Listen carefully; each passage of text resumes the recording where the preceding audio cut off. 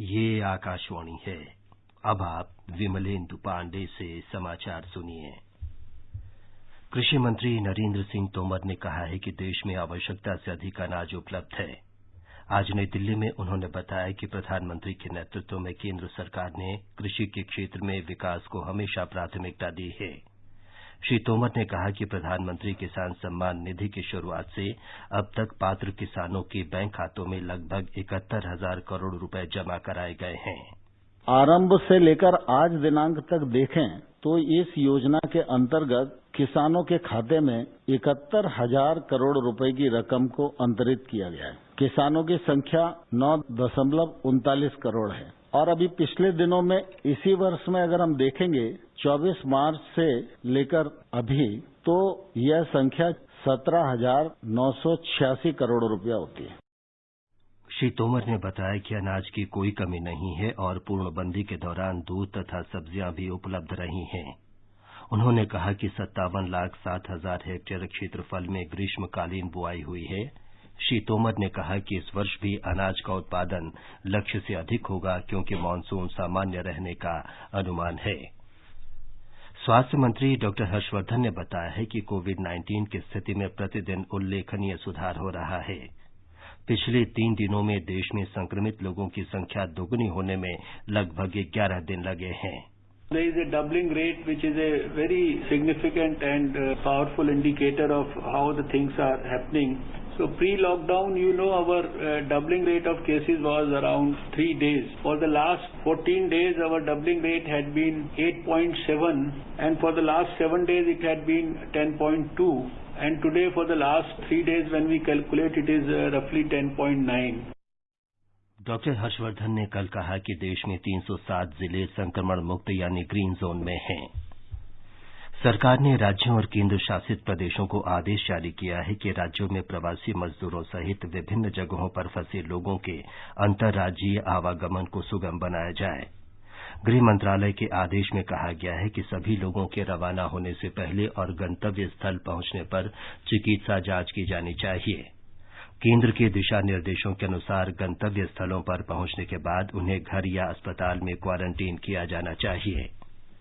लद्दाख के 58 विद्यार्थी आज राजस्थान के कोटा से करगिल पहुंचे। करगिल की अपर उपायुक्त ने बताया कि इनमें से लेह के 31 विद्यार्थियों को घर जाने दिया जाएगा और उन्हें लेह पहुंचने पर 15 दिन के लिए संगरोध में रखा जाएगा। करगिल के 27 विद्यार्थियों को 14 दिन के लिए संगरोध में रखा जाएगा। करगिल और लेह की लद्दाख स्वायत्त पर्वतीय विकास परिषदों ने जम्मू कश्मीर प्रशासन और लद्दाख के सांसद को पत्र लिखकर देश के अलग अलग हिस्सों में फंसे विद्यार्थियों और तीर्थयात्रियों को भी वापस लाने की मांग की है। केंद्र शासित प्रदेश जम्मू कश्मीर में कोविड-19 के ज्यादातर रोगी ऐसे हैं जो आवश्यक क्वारंटीन नियमों का पालन करने के बाद तेजी से ठीक हो रहे हैं।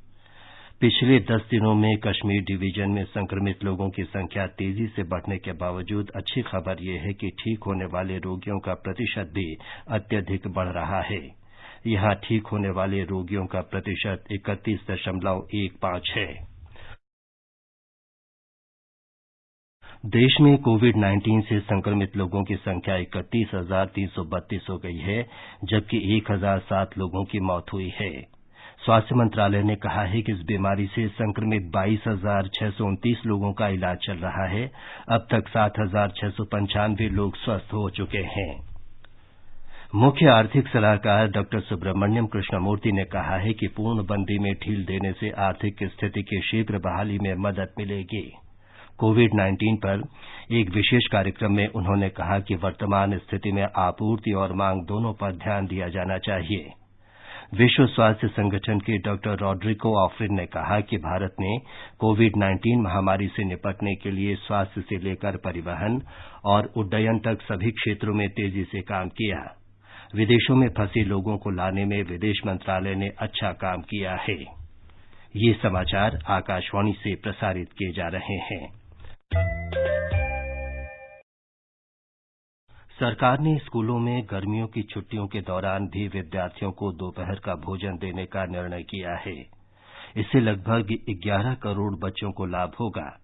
सरकार ने कोविड-19 से उत्पन्न स्थिति को देखते हुए दोपहर के भोजन कार्यक्रम के अंतर्गत वार्षिक आवंटन में 11% बढ़ोतरी करने की घोषणा की है। इसके लिए आवंटन बढ़ाकर 8,100 करोड़ रुपए कर दिया गया है। मध्याह्न भोजन कार्यक्रम के अंतर्गत दाल, सब्जी, तेल, मसाले और ईंधन की खरीद के लिए वार्षिक केंद्रीय आवंटन पहले 7,003 करोड़ रुपए था। मानव संसाधन विकास मंत्री रमेश पोखरियाल निशंक ने राज्यों से बोर्ड परीक्षाओं की उत्तर पुस्तिकाओं की मूल्यांकन प्रक्रिया शुरू करने की अपील की है। श्री पोखरियाल ने कल वीडियो कॉन्फ्रेंस के माध्यम से सभी राज्यों के शिक्षा मंत्रियों के साथ बातचीत में कहा कि वे अपने अपने राज्यों में विद्यार्थियों की उत्तर पुस्तिकाओं के मूल्यांकन के लिए केंद्रीय माध्यमिक शिक्षा बोर्ड को सुविधाएं प्रदान करें। उन्होंने कहा कि 33 करोड़ विद्यार्थियों को शिक्षा सुचारू रखने में कठिनाई नहीं होनी चाहिए। श्री पोखरियाल ने कहा कि इस दिशा में दीक्षा, स्वयं प्रभा और ई पाठशाला जैसे ऑनलाइन मंचों को मजबूत करने के लिए विभिन्न प्रयास किए जा रहे हैं। सीबीएसई एनसीईआरटी का पूरा पाठ्यक्रम दीक्षा पोर्टल पर आपको मिल जाएगा। एक राज्य को छोड़कर के देश के सभी राज्यों ने दीक्षा पोर्टल पर अपने को जोड़ा है और वो विद्यादान करके हम लोगों ने इसको शुरू किया था और मुझे इस बात को कहते हुए बहुत खुशी है। दीक्षा पोर्टल के माध्यम से हम पूरे देश के छात्रों को दे पा रहे हैं। केंद्रीय माध्यमिक शिक्षा बोर्ड सीबीएसई ने 10वीं और 12वीं कक्षा की बोर्ड परीक्षाओं को लेकर जारी अटकलों के बीच स्पष्ट किया है कि 29 विषयों के लिए परीक्षा बाद में आयोजित करने की योजना में कोई बदलाव नहीं किया गया है। बोर्ड ने पहले कहा था कि महामारी को देखते हुए परीक्षा के नए कार्यक्रम के बारे में कोई फैसला लेना और घोषणा करना मुश्किल होगा। बोर्ड ने यह भी कहा था कि परीक्षा शुरू करने से पहले सभी को 10 दिन पहले सूचना दी जाएगी। परिवहन मंत्री नितिन गडकरी ने आज महाराष्ट्र में नागपुर में मुफ्तियों, उलेमा, सामाजिक कार्यकर्ताओं और प्रबुद्ध लोगों की एक बैठक को संबोधित किया। श्री गडकरी ने बैठक में अपील की कि पूर्णबंदी के दौरान लोगों को घर से बाहर नहीं निकलना चाहिए, मास्क अनिवार्य रूप से पहनना चाहिए, नियमों का पालन करना चाहिए और सुरक्षित दूरी बनाकर रखना चाहिए तथा कोरोना संक्रमण के लक्षण दिखने पर डॉक्टर से परामर्श करना चाहिए। राष्ट्रपति रामनाथ कोविंद, उपराष्ट्रपति एम वेंकैया नायडू और प्रधानमंत्री नरेंद्र मोदी ने अभिनेता इरफान खान के देहांत पर दुख व्यक्त किया है। राष्ट्रपति ने कहा कि इरफान खान दुर्लभ प्रतिभा के धनी और होनहार अभिनेता थे। उपराष्ट्रपति ने कहा कि राष्ट्र ने बेहतरीन फिल्म कलाकार खोल दिया है। अपनी बहुमुखी प्रतिभा से इरफान खान ने भारतीय सिनेमा पर अमिट छाप छोड़ी। 54 वर्षीय इरफान खान का आज सुबह मुंबई में निधन हो गया। वे कैंसर से जूझ रहे थे।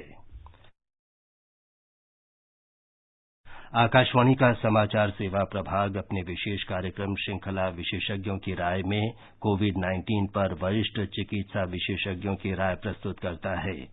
आकाशवाणी से बातचीत करते हुए अखिल भारतीय आयुर्विज्ञान संस्थान के गठिया रोग विभाग के अध्यक्ष डॉ उमा कुमार ने कहा कि वरिष्ठ नागरिक और मधुमेह और उच्च रक्तचाप से पीड़ित लोग कोविड-19 संक्रमण की चपेट में जल्द आ सकते हैं। जो बड़े बूढ़े लोग हैं उनमें इस बीमारी को होने की जो संभावना है थोड़ी ज्यादा हो जाती है और उनमें हो तो वो ज्यादा सीरियस रूप धारण करके मोर्टेलिटी ज्यादा हो सकती है। और ऐसे ही दूसरे भी हाई रिस्क ग्रुप्स हैं जैसे कि जिनको डायबिटीज, हाइपरटेंशन, किडनी की प्रॉब्लम या जो कैंसर के मरीज हैं, कीमोथेरेपेटिक ड्रग्स चल रहे हैं, ऐसे ही कुछ और भी कंडीशंस इंक्लूडेड हैं। जैसे जैसे आदमी बुढ़ापे की तरफ बढ़ता है वैसा उसका इम्यून सिस्टम कमजोर होता जाता है और जिसे हम एक प्रोसेस होती है उसको इम्यूनोसेनेसेंस कह देते हैं। तो इस वजह से उनमें इन्फेक्शन होने की और इन्फेक्शन होने पर फेटल होने की संभावना ज्यादा बढ़ जाती है। सोशल मीडिया पर प्रसारित की जा रही फर्जी खबरों के तथ्यों की जांच के आधार पर खंडन का प्रयास किया जाता है। सोशल मीडिया पर भ्रांतियां फैलाई जा रही हैं कि लोगों को ऐसे लोगों से दूर रहना चाहिए जो कोविड-19 के संक्रमण से मुक्त हो गए हैं। इंडियन मेडिकल एसोसिएशन के पूर्व महासचिव डॉ नरेंद्र सैनी ने आकाशवाणी से बातचीत में कहा कि कोविड-19 से मुक्त हुए लोग इस तरह की समस्या के कारण कलंक का सामना कर रहे हैं। इसके साथ ही ये समाचार बुलेटिन समाप्त हुआ।